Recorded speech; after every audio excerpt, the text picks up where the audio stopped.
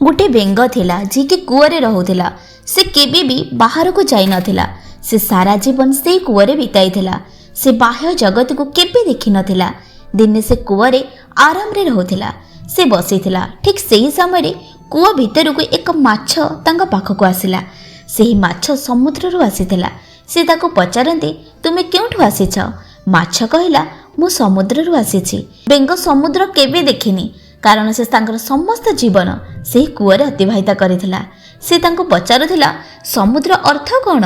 माछ तांको कहिला समुद्रर अर्थ हेउछि जेउठारे बहुत जल अछि। बेंग डेई पड़िला एवं माछ को कहे एते जल अछि? माछ कहछि ना ना। वर्तमान बेंग पुणी किछि दूर डेई पड़िला एवं कहिला एतिकी जल अछि?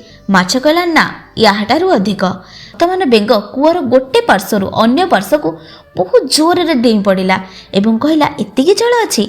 माछ कहला ना याठारु अधिक जल अछि। सुनिबा परे बेंग माछ को कहिला तुमे मिछ कहूछ। याठारु अधिक जल कौनसी स्थान रे होई परिबो नाही। एइथिबाई एई कथा कहिला कारण से तांकर समग्र जीवन एते परिमाणर जल देखि नाही। बेंगर चिंताधारा से कूअरु आरंभ हुए एवं सेठारे ही शेष हुए। से कूअठारु अधिक जल केबे देखि नाहांती किंबा सुनी नाहांती। तेणु जेतेबेले एहा देखा जाए नाही एवं सुना जाए नाही तेबेले से ताहा भाबिबो भी किपरि जदि से ए सब विषय चिंता करि पारंती नाही। माछ गोटे दिन ताको पिठी रे बसाइला एवं सेही बेंग को समुद्र को नहीं गला एवं कहिला केते जल अछि। बेंगटी चाहि रहिथिला एवं चुपचाप होई चाहि रहिथिला।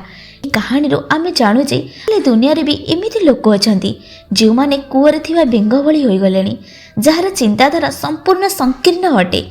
सेमानकर चिंताधारा सेठारु आरंभ होई सेठारे ही शेष होई जाए। सेमाने बड़ चिंता करि परिबे नाही एवं जदि सेमाने बड़ भाबंती नाही तेबे सेमाने किपरि बड़ काम करबा को समर्थ हेबे। तेनु निज बाक्सरु निज सेफ्टी जोन रु बाहर को जांतु।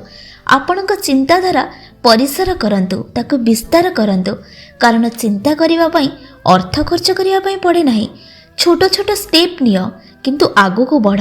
एका बेले सब किछि करिबा पई भाबनी स्वप्न बड़ देख किंतु छोट छोट काम रे से बड़ स्वप्न को पूर्ण कर।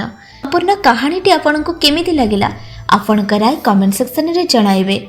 जय जगन्नाथ।